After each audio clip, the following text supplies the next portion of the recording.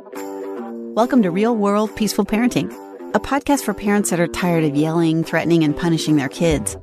Join mom and master certified parent coach Lisa Smith as she gives you actionable, step-by-step strategies that'll help you transform your household from chaos to cooperation. Let's dive in.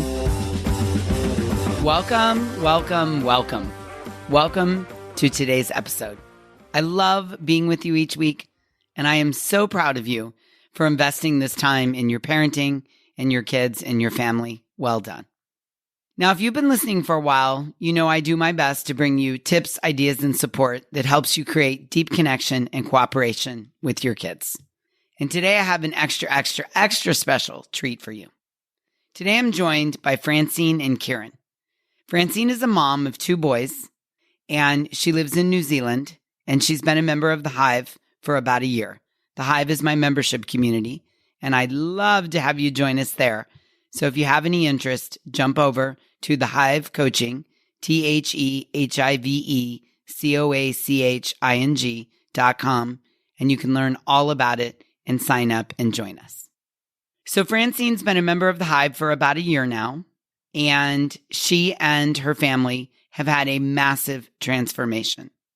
And her 15-year-old son, Kiran, reached out to me and asked if he could come on the podcast and share his ideas and his thoughts and his family's success on their path to peaceful parenting.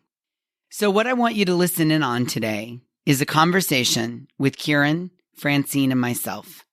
It's an open, honest conversation about what it's been like for the 2 of them to travel this path together.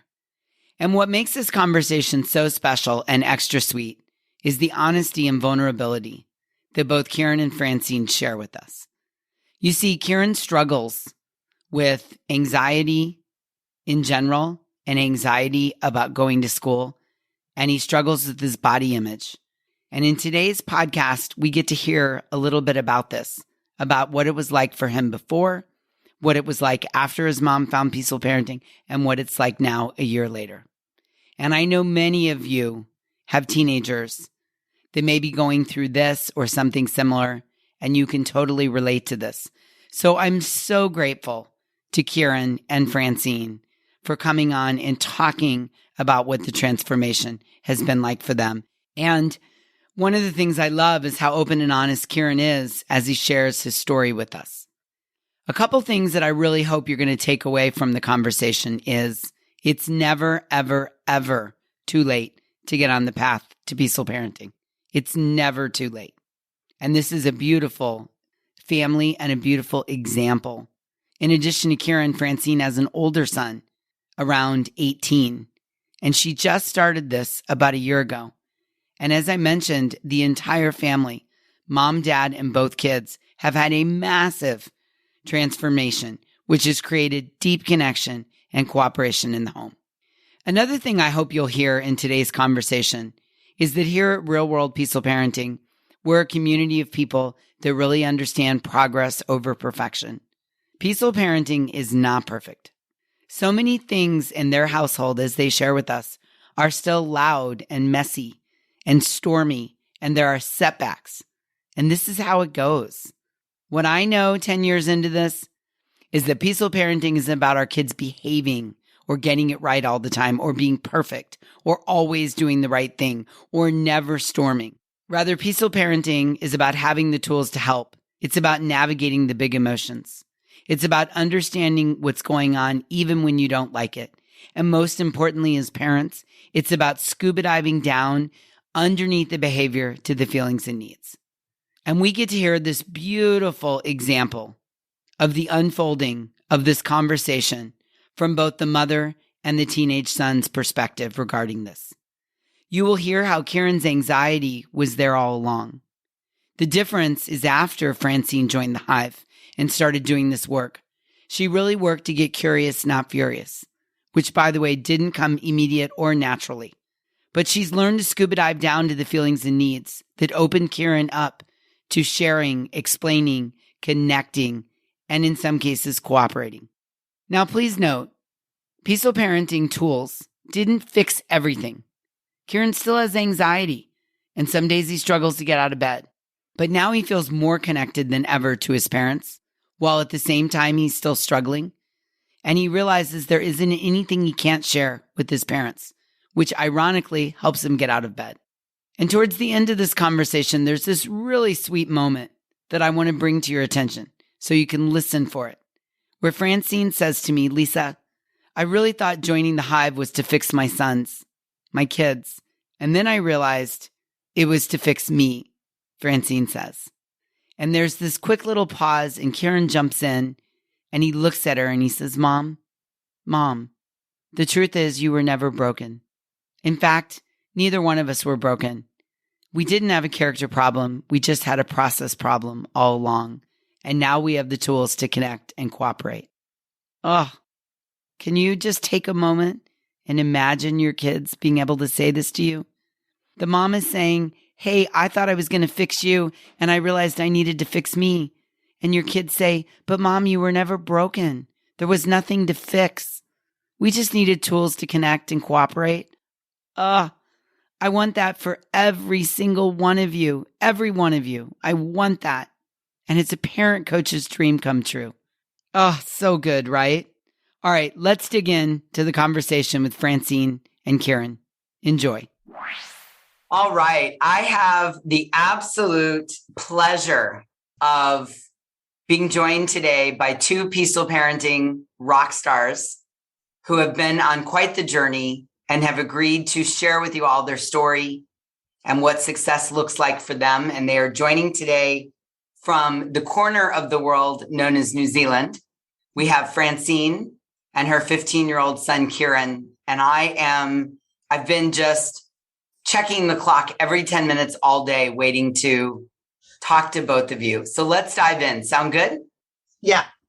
Beautiful. All right. Francene, give us some background and history of where you guys started so that we can talk about where we are at today. Yeah. So Karen started high school 2 years ago.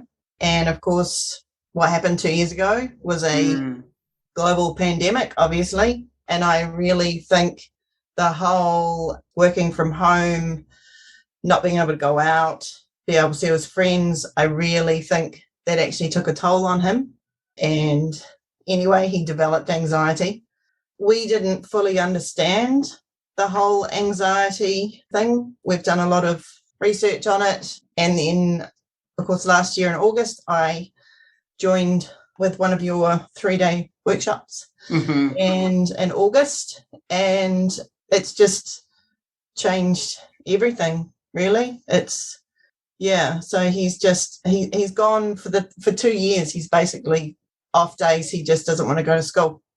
So school has been one of the struggles, and one of the ways that the anxiety has manifested itself is just anxiety over going to school in person. Yeah. Yeah, absolutely. Yeah. What are your memories, Kiran? what was your life like before? And then we're going to talk about after your mom started this journey. But what do you remember about the before for you personally? Hard for your parents to hear you? You felt like you were talking and they weren't listening? Or what would you say was sort of the big disconnect between you and your parents? Well, probably the first thing I could say is that I'd try to hide and I wouldn't say anything about it. And I'd most of the time I'd probably hide in my room, because that's your safe place for most people. But I couldn't share what I was feeling and stuff like that. It was quite a struggle for me. Yeah, thank you for opening up on this podcast, because I just want to take a second to say you're helping so many kids. There's so many kids that are going to hear this and they're going to say, yeah, I get you. I'm there, or I was there. And the room does feel like an incredible safe place for the teen, doesn't it?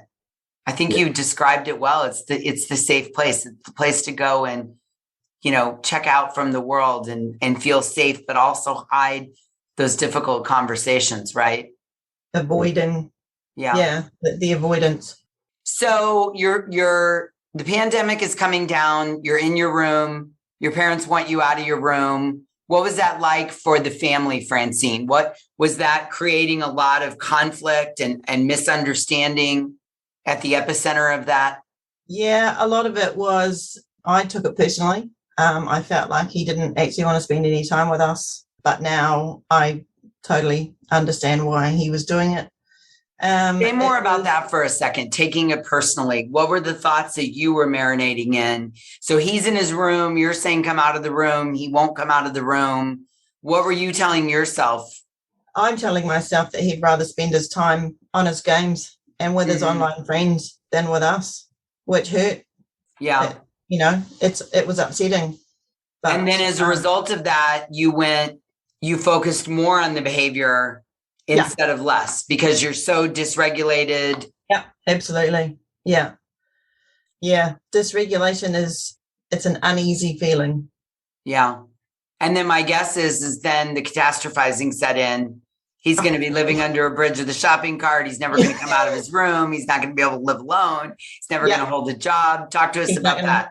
Yeah, because he wants to be a policeman. He's not going to be able to be a policeman and all those sorts of things. It's like, he's not helping himself.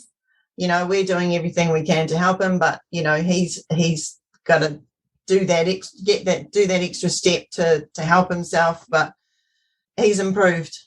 And what was the kernel that started to turn this thing around? What was the aha moment? Can you speak to that? Oh, what was the aha moment? Were the couple of them or? Yeah, getting him moving out of his room and moving, I think, was a biggie, eh? So we've started box fit classes on Tuesdays and Thursdays. So the two of us connect and we go down to those on a Tuesday and Thursday night. And then afterwards we get a Subway after it. And it's my way of connecting with him because both of us are, getting rid of our tension and that hormone that needs to be released. I can't remember the name of it, but it's good for us. Yeah. That whole, you've often said it, motion changes emotion. And I think Kiran he's proof of that. What can you add to this, Kiran? Did you feel like your parents weren't trying to understand you and all of a sudden at some moment you felt like they were trying to understand you in an open way? Yes, I can agree with that.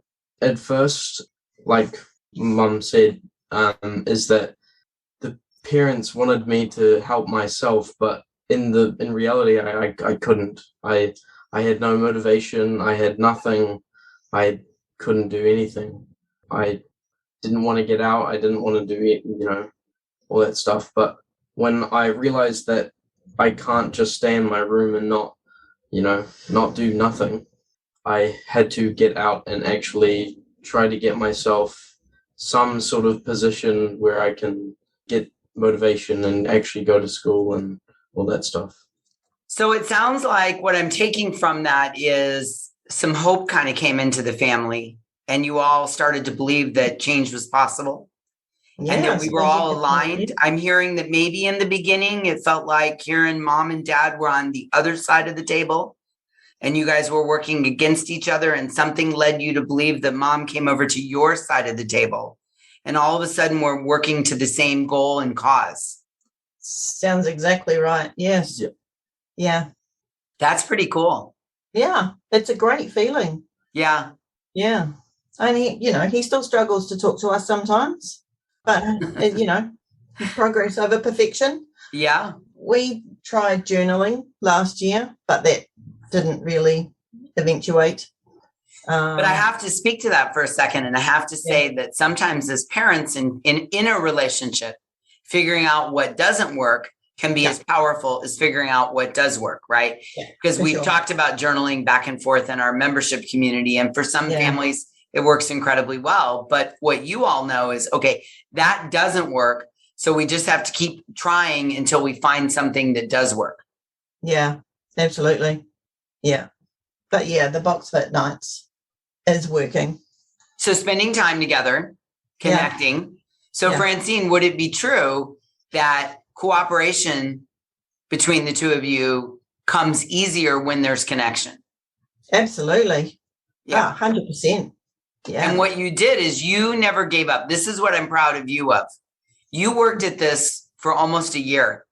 Been a while. Looking for something to connect, a connection so that the cooperation could follow. And what I'm really proud of is you never gave up.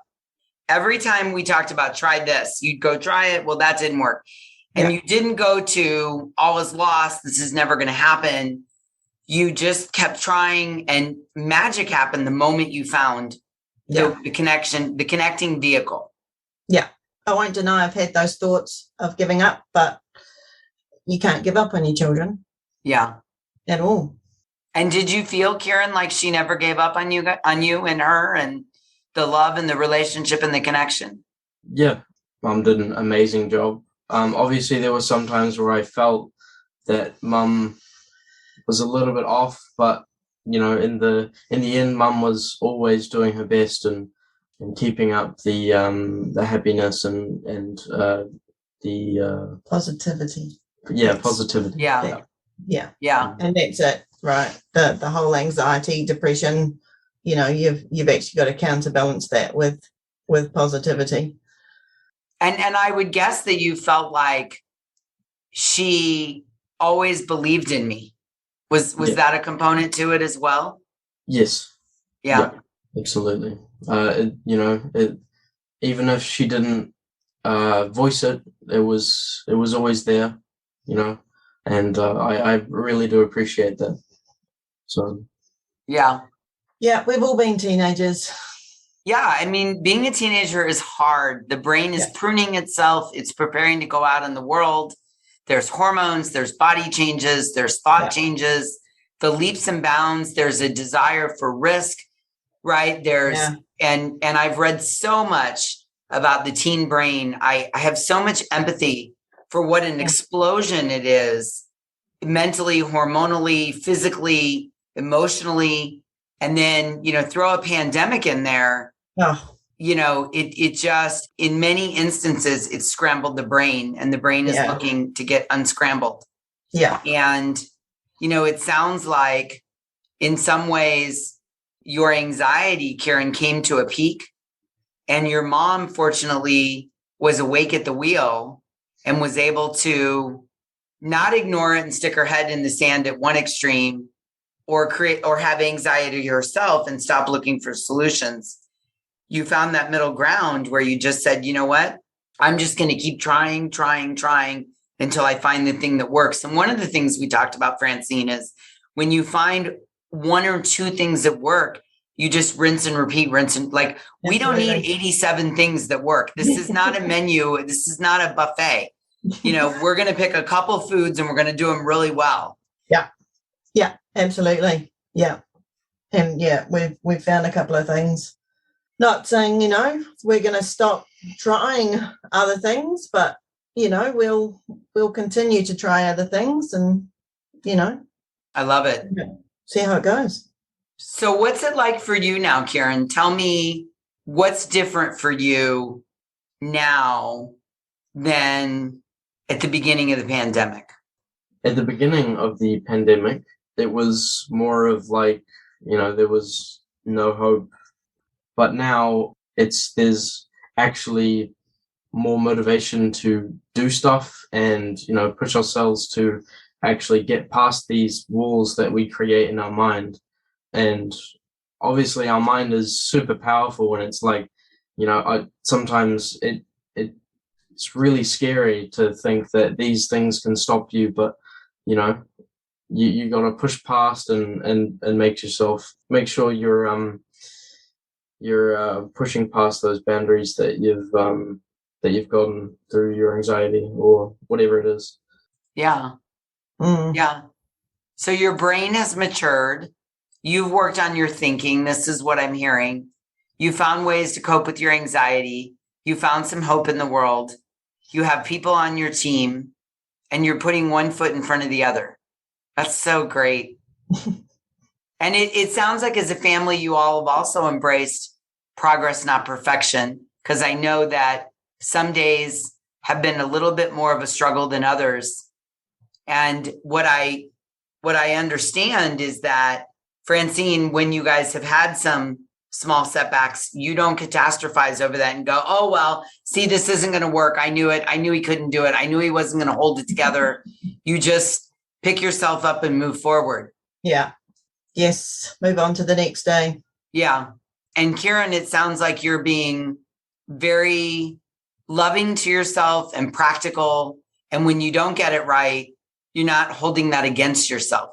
Yes and no. There can be a few moments where I do put it against myself, and I think I'm, like there can be moments where I'm like, oh, you're stupid, or stuff like that, where I say to myself. But like I just understand what's actually happening. Sometimes I just rethink it and go, okay, this is what's happening. Yeah. What do you want other kids to know who are dealing with something similar? What would you want them to take away from today's episode? Just push yourself and try to do what you can. And if like for anxiety, there's you think that a lot of people are actually judging you, but in reality, it really doesn't matter who judges you, and what people have grudges on you or anything like that. You can just push through, and you can be yourself, and do what you want, really. Mm-hmm. What's the greatest tool you have now? Is it having a schedule? Is it talking with your parents? Is it managing your thoughts? Like, what's kind of your one or two go-to things that you're doing now that maybe you weren't doing in the past that feels like it's making a big difference? I think it's thinking through my thoughts and making sure I know what I'm doing. And yes, I can agree. The schedules are amazing. I love schedules. They're or making a list or anything like that can really help you just know what you're doing and understand how to go through the day, really, or how to go through the year and all that stuff. Putting one foot in front of the other and keeping you on point. Yeah, yes, on track. Absolutely. Yeah. Okay, my last question for you, Kiran. What do you notice, or what do you think is different about your mom now? How is she different than she was before she started doing this work? Like, big picture, what are the things that feel different? Or you could also answer this in telling me how the two of you's relationship is different now. Can you speak to that for us? To be honest, at the start, I love my mom, but there are some times where I thought I hated my mom. And I know hate is a very strong word, but, it was just in my head for so long. But really, it's, over the time, just the motivation and all that and the push from mum was really good, and just making sure our relationship was staying together and all that. So it sounds like, again, I don't want to put words in your mouth, but it sounds like her proving to you that she was not going to give up on you and not attacking you when you were already down on yourself was just life-saving. Absolutely. I can agree.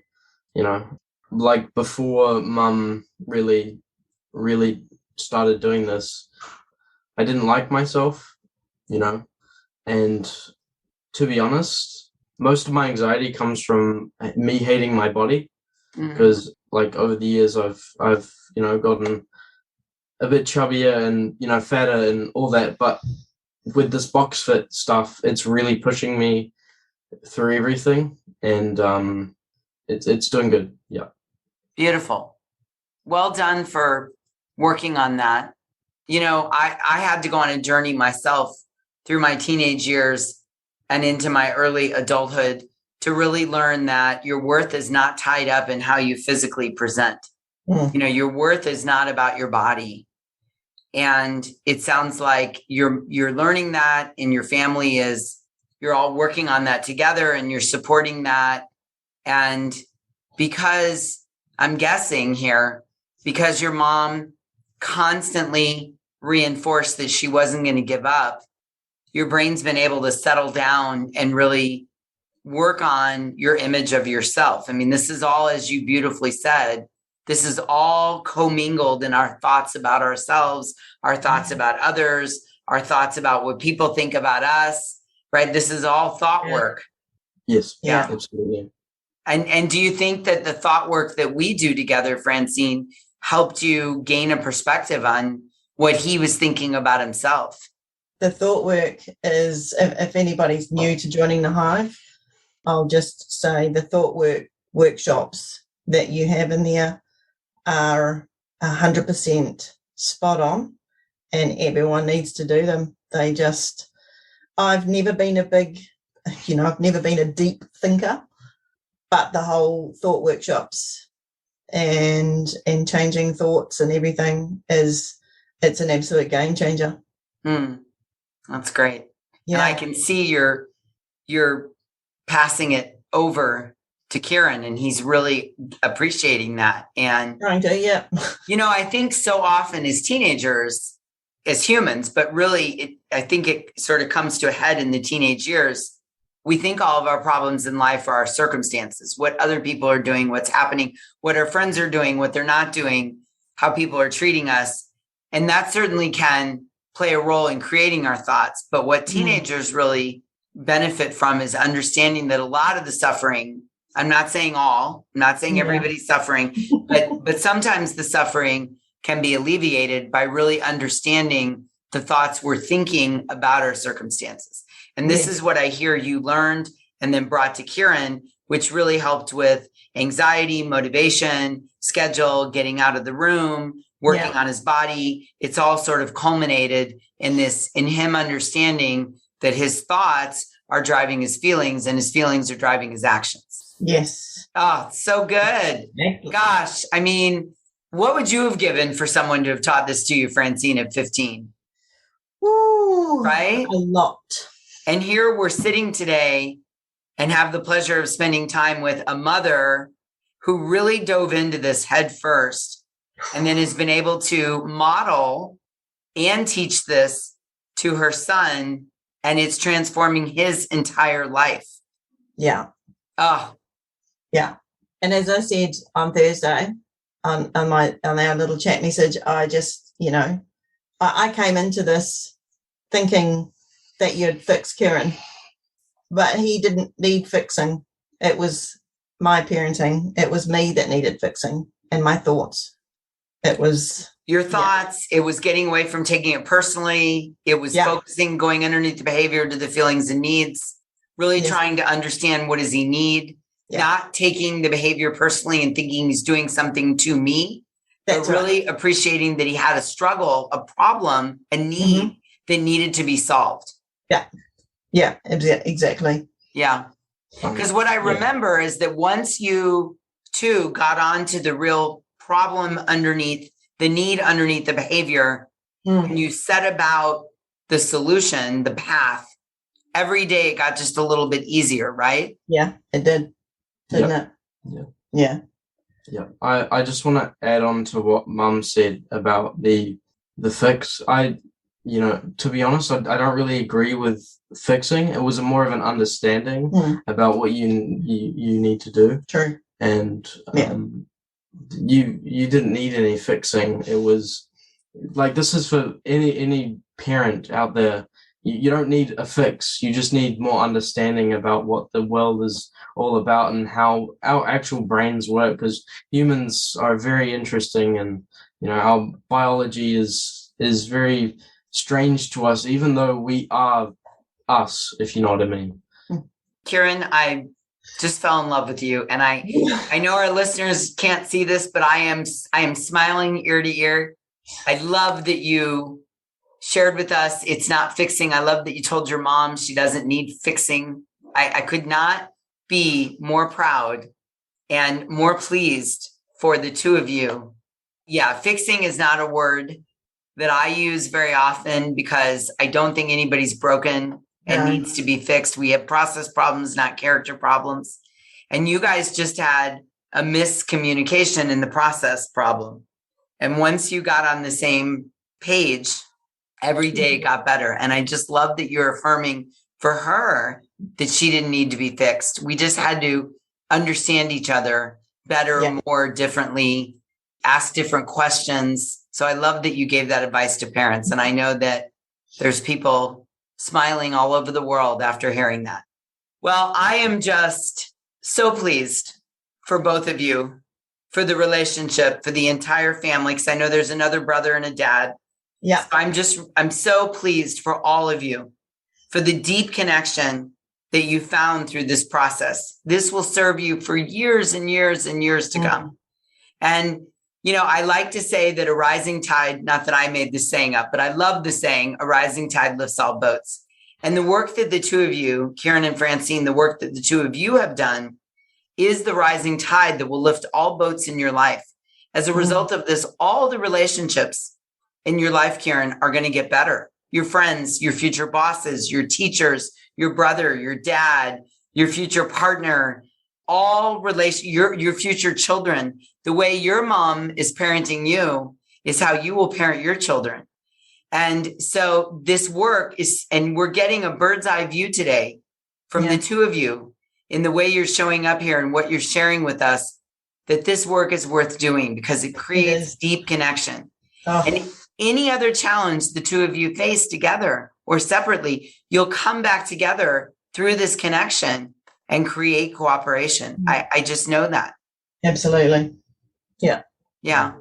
So number one, well done between the two of you. And number two, thank you so much for sharing and telling your story and giving all the listeners a glimpse into what this transformation can be like for them. You're paying it forward. And I like to say we can change the world one family at a time. And here's a family that's changing the world through connection.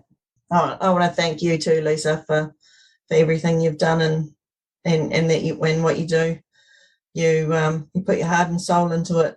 And we are all very, very, very appreciative. I love that. Thank you. I received that. Thank you. Kiran, it's just been an honor to spend some time with you. I love your story. Keep going. Progress, not perfection. And I salute the work that you've done on your part to create this connection with your parents. Well done. Thank you. Thank you so much for listening today. I want to personally invite you to head over to thepeacefulparent.com/welcome and sign up for my free Peaceful Parenting mini course. You'll find everything you need to get started on the path to peaceful parenting just waiting for you over there at www.thepeacefulparent.com/welcome. Can't wait for you to get started. Thanks for listening to Real World Peaceful Parenting. If you want more info on how you can transform your parenting, visit thepeacefulparent.com. See you soon.